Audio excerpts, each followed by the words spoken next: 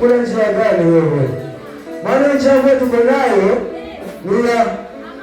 ni amani na furaha na tabasamu. Haleluya!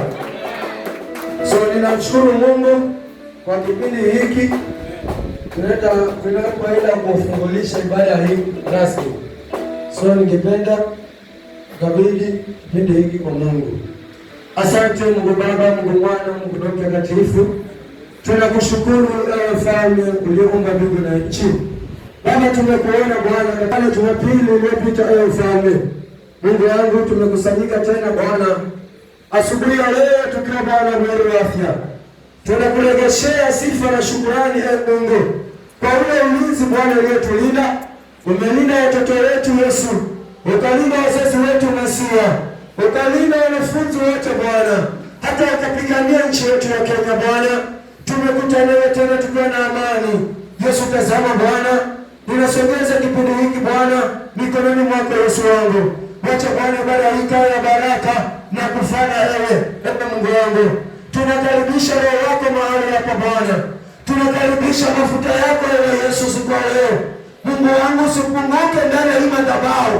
Nenda Bwana ukashuke sasa na mapenzi yako Bwana. Hata mbinguni na malaika zako Mfalme wanatambua ya kwamba Jerusalem Fire Church leo tuna ibada. Mama, nenda kaachilie roho wako Yesu akatembee katikati yetu Masia. Kuna watu wako njiani wageni, wengine Bwana wana mahitaji. Kazi ya kuponya ni yako Masia. Wengine wana mahitaji mbalimbali, wengine ni wagonjwa Masia, wengine wamevunjwa moyo, wengine wamekosa la kufanya, wengine wanahitaji ajira. Yote Baba ni kazi yako. Watakaoingia katika mlango huu Yesu kakutane na haja ya Bwana. Tunafungulisha baada ya Masia. Ninaamini ya kwamba Jehova, tutakapofika tamati Yesu wangu, sifa na tukufu tutakuregeshea Bwana, maana utakuwa umetenda ajabu. Asante Mungu wangu Mfalme, nikisongeza waimbaji mbele yako, nikisongeza wahudumu mbele yako, watakaosimama mahali hapa siku leo, wote ninawasongeza mbele yako. Acha Bwana usiwapungukie Yesu, uachilia mafuta yako Baba, achilia uwepo wako Yesu wangu. Nenda Bwana ukasimame nao Bwana. Mungu wangu Mfalme, Mungu wangu, tunakuita mahali hapa Jehova, tunakuita katika hii madhabahu takatifu Yesu. Tunakualika ushuke mwenyewe hapa, ukatende ajabu Jehova. Katende Bwana zaidi ya fikra zetu, katende zaidi ya fikra zetu Masia. Mungu kajitukuze leo Baba, maana kutenda na kutimiza na ahadi yako. Katika jina la Yesu tunaomba na hata kuamini. Bwana Yesu asifiwe. Tukaketi tupate mafundisho kwa kifupi, tukiane vile Bwana viko mbele. Atakaye kuja anakaa nyuma. Bwana Yesu asifiwe. So ningependa tukafundishane kitu kidogo kwa kifupi. Haleluya. Haleluya. Haleluya. Yes. Mwambie kuna kitu kidogo kwa kifupi tunaenda kufundishana. Leo ningetaka tuendelee kitu kimoja. Haleluya. Nikawa napitia kitu katika maandiko kama kinanitatiza. Wajua kisikia mambo na kufundishana huwa ni dialogue. Kuna maswali. Kuna kusaidiana kimawazo. Haleluya. Ndio maana ya kufundishana. Nikawa nimeuliza Mungu, kwani kanisa ni nini? Hebu muulize jirani, kanisa ni nini?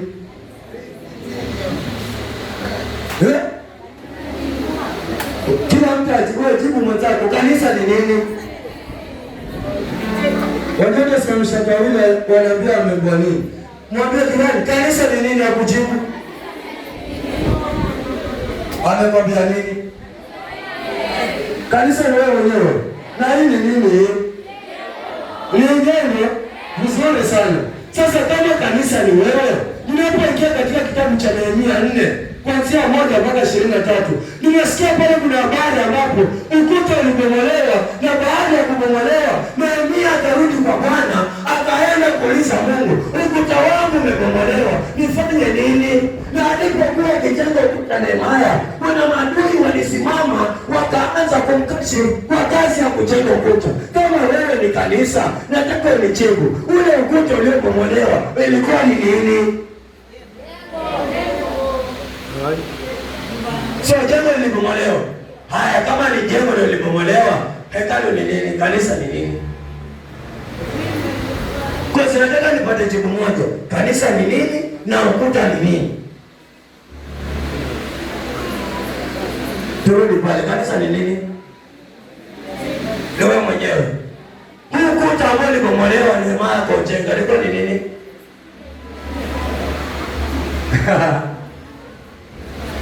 So ukuta mwasema ni hili jengo, lakini kanisa ni wewe. Sasa hapo kuna uhusiano gani? Maana nataka niambie, kama kanisa ni wewe, ujue wewe umebeba ukuta. Na kama kanisa ni hili, ujue wewe ndio ukuta. Na kama umekataa hii si kanisa, kanisa ni mtu, basi ukuta hawezi kuwa jengo. Kuna kitu kimefichika ukuta. Ukuta ni nini? Ndio maana mafundisho sasa. Wasemaje mama yangu?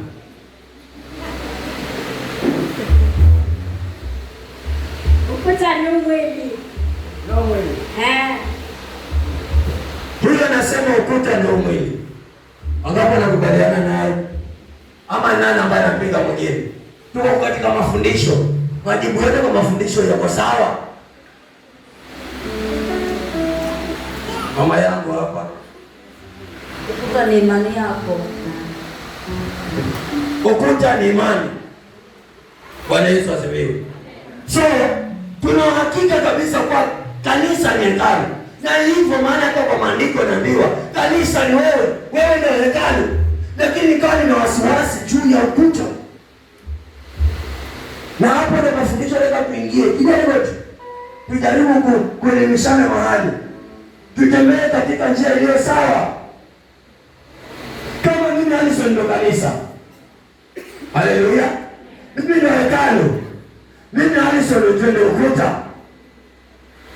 Nehemia alikuwa anajenga ukuta ambao ulijeruhiwa zamani, uliharibiwa. Mshirika unapoharibiwa ni chukua. Haleluya. Unapokorokeka mahali, imani hapo unaporudi chini, ni jukumu la kuhani akurekeshe mahali palipo sawa. Lakini adui naye yuko pale kando, anasema hata Mungu utakapomrekebisha hawezi kusaidia na lolote. Lakini kwa Mungu Mungu ana big impact. Haleluya.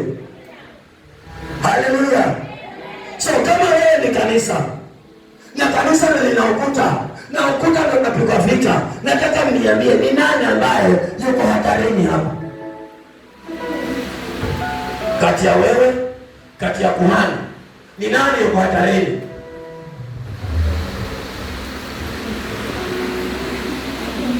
Hello. Ni nani anastahili kuwekewa ukuta? Na mnapoachilia kuhani peke yake, unadhani utaweza? Maana Nehemia alijenga kwa mara ya kwanza. Ulipofika katikati, ukuta ukaangushwa. Akajenga ukuta mara ya pili. Alipofika katikati, ukuta ukaangushwa. Mara ya tatu, akakubali kuunga mwelekezi. Tena nikawa ninasema hivi, hii kanisa haitabaki jinsi ilivyo. Hii kanisa itakuwa, na itakapokuwa kanisa kukua recho, ni wewe utakuwa umekuwa. Sijaelewa. Haleluya. So kama kanisa litakuwa, ujitayarishe kwa mwenzako atakuwa. Nikasema kile unachokifanya hapa kanisani, kifanye ukiwa na akili timamu na nguvu zako zote na bidii zako zote, kwa maana aliye kando yako ndio kanisa na atakuwa. Bwana Yesu asifiwe. Haleluya. So unaangalia mwenzako akikua, hata wakivile vile naona. Unadhania kanisa likikuwa hili, likikuwa ile kanisa, wote kwa vile vinyoko. So wakati kanisa linakuwa, wewe naona kwa kimwili, unakuwa kiasa, unageuka. Ndiposa tukiangalia video za miaka mitatu ya Jerusalem Fire Church ilivyokuwa, tukienda sasa tukikompea, ni vitu viwili tofauti.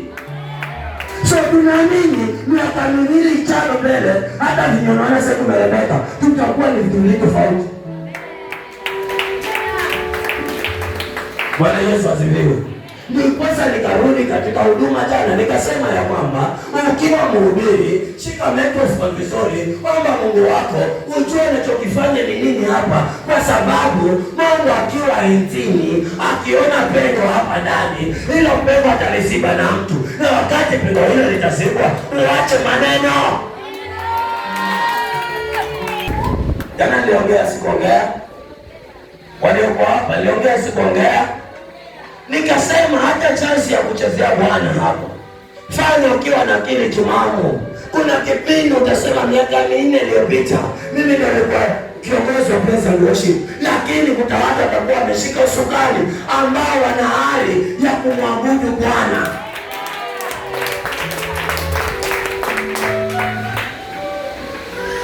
So tukomae, ukiwa mwimbaji komaa.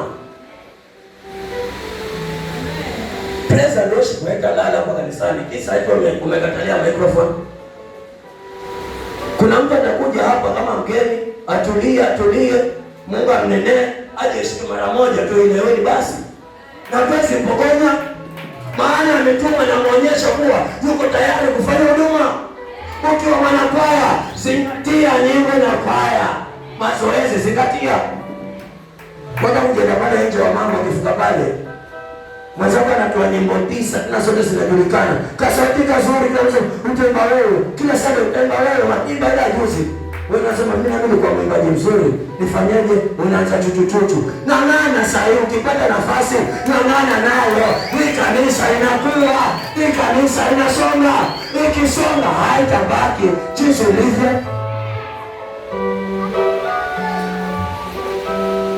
So tunang'ang'ana kujenga ukuta. Ukuta wenyewe unakubali kujengwa. Haleluya. Huwezi weka mawe na kabiro, alafu naambie mawe anajiangusha yenyewe. Ukiona jioni maanguko, je, fundi amezembea? Lakini wakati mwingine fundi anang'ang'ana, lakini jiwe linakataa, maana aliko katika kabiro. Toa jiwe, weka jiwe.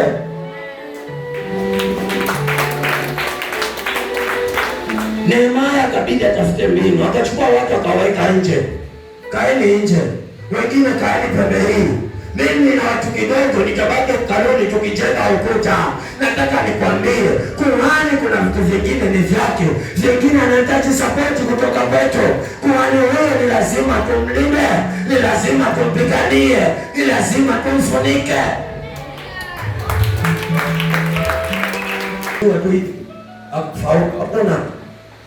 Hakuna, tusidanganyane. Maana kila mishale ni kwake, kila mishale ni kwake. Wakati mwingine ni lazima unampea, wakati mwingine unamsupport. Na niposa nikakwambia, kila kapu ya kanuni haliachi bure, litafunikwa. Wanataka zaidi ya kuosha hizi vitende hizi. Itakapokosa mtu, huwa Mungu anatuma mtu afanyie kazi. Na kuna mtu anaweza kujifanya vizuri mpaka kwa anavipiga pasi na marashi hivi. Kama ukatamani hadi kasi yangu ya vitambaa mimi. Wapi ilipita? Kuna watu mejaluna hawana huduma kubwa, anahakisha tu pasta amekula peke yake. Na hiyo hataki nayo hiyo. Akisikia mwingine ameleta sukari anakasirika sababu gani? Ni huduma yake. Ukishiba unajua mwana amekula wewe.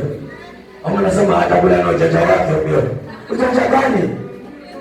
Kwa vile kama za mwingine hapa, basi kwanza nimejitolea kila Jumapili nitakuwa simama wewe baba. Jumapili ya kwanza pili maneno ameanza mpaka mtunga anatoka kanisani. Sasa ujue, sasa maana kuna mtu. Unajua maana huduma unaziba pengo. Haleluya. Ni kwa kanuni. Ukiangalia watu hapa na kuanguka, sikiona mtu kushika mtu, kufunga mtu kitenge. Unaona hii ni huduma. Acha nianze. Unaianza kama taka huduma. Watu wakiona sasa tu kumbe ile ni huduma. Haleluya. Sasa kutakuja mtu naye ametuma na Mungu, anafanya vitu vilivyo sawa, na wewe hautakubali. Hautakubali, maana nakujua hautakubali. Maana kama nakuchukulia vitu ni rahisi sana hapo. Bwana Yesu asifiwe. Sio vijana wenzangu. Vijana mpo? Vijana mpo? Kama kwa kijana kusimama nikwambie kitu. Kama kwa teenager simama nikwambie kitu.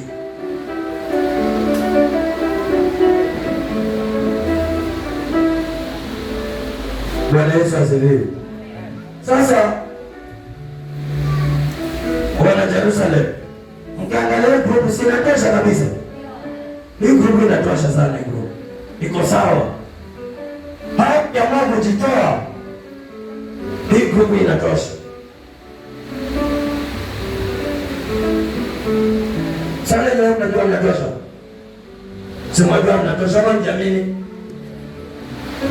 Ambia jamini anatosha kile chini basi. Jana nilikuwa nina challenge na mama Gejenjewa. Baada mbali kwa katika mazoezi hapa ya dansi.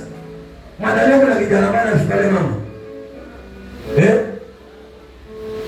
Kwa kusifu Mungu hakuna kushindana. Lakini vile mama anaachilia roho yake kwa Mungu. Kuna kijana ambaye anaweza kuachilia kama yule mama. Anyosha mkono kama. Anyosha. Yuko. Huyo ndo namtaka. Huyo kijana huyo ndo ninamtaka tutatembea katika njia moja. Maana yule ni mama na amejitolea vile. Sisi tuogopa nini? Tuneja, tuogopa nini? Mwogopa nini? Wajacha ni mwambie kitu wazazi. Hapa kuna kudanganyana. Wajileja. Weza linda mtoto lakini mtoto asipojilinda ni kazi bure. Wasikia? Na ukiona mtu yeye mwenyewe ameamua mwili wake hata mtezea Mungu, huyo mtu ukachocho naye. Usiangalie vitu vingi. Peleka kanuni tu. Ukimwona mambo ya kumchezea Mungu hataki, fuatilie vizuri. Bwana Yesu asifiwe. Sio ndugu zangu, siko perfect. Sijasema niko perfect. Lakini nataka niwaambie tu kitu kimoja. Jitolee kwa Mungu kwa moyo wako wote. Bwana Yesu asifiwe. Utakapojitolea kwa Mungu kwa moyo wako wote, kuna vitu vingine Mungu nakuepushie. Hatuna ujanja sisi wa kujiweka mahali pazuri. Ni Mungu mwenyewe atuepushie na mambo mengine. Wewe ndiye pastor anaweza kuwa anang'ang'ana, anatuombea mawaidha kila wakati. Kumbe mtoto naye ana simu yake alipa mdogo na ni chini bado. Mzazi ujue. Wewe mwenyewe kuna sukari uwezi, lakini mtoto wako teenager analipia simu na bado msikiti kila siku. Wewe ushtuki. Ushtuki mama, ushtuki. Hatushtuki sisi. Sio vitu vingine tuzipeleke kiroho sana. Tunaangalia tu vile mambo yanaenda. Tujitolee kwa Mungu. Jana nilimwambia mkikataa kuabudu Mungu, kuna watu wataabudu Mungu. Majority hapa wasichana tuko wengi, vijana wa kike ni wengi sana. Lakini Mungu aliye mbinguni anaona. Unapokataa kujitolea, kuna watu wataletwa jitolee. Wanaweza sivyo. So tusiwe tunafurahia tu ibada ya vijana. Let us make change. Let's make change. Kanisa igeuke, tukienda wajue vijana wa headquarter wamekocha. Wajue vijana headquarter wameingia. Wamama headquarter wameingia. Wazee headquarter wameingia. Tuseme mahali nikifika huko sasa tunajikunja. Kanisa ndogo ndio inatambaa. Kama ni kuimba wanaimba, kama ni kucheza wanacheza, kama ni mahubiri wanahubiri. Ndio tunafanya nini kama headquarter? Sasa tungekuwa tuna vyombo classic, maana tuko headquarter. Bwana Yesu asifiwe. So kila chochote ambacho unakifanya mwana Jerusalem, kumbuka wewe ni headquarter. Mchangamko mbele, ubebe vizuri ukijua we want to make change. Kama ni vyombo tunanunua seti ya vyombo, hizi za zamani tunaangalia kanisa yetu moja, tunawapa. Tusote na babanya vitu na sisi ni headquarter. Tunasema Bwana Yesu peke kupeleka kinao. Kuna kiwe ni kupeleka mahali fulani. Maana tuna uwezo wa kununua kibali na vyombo vipya. Hiyo inaletwa na ukomavu wa kanisa na kukua kwa kanisa ni wewe wacha.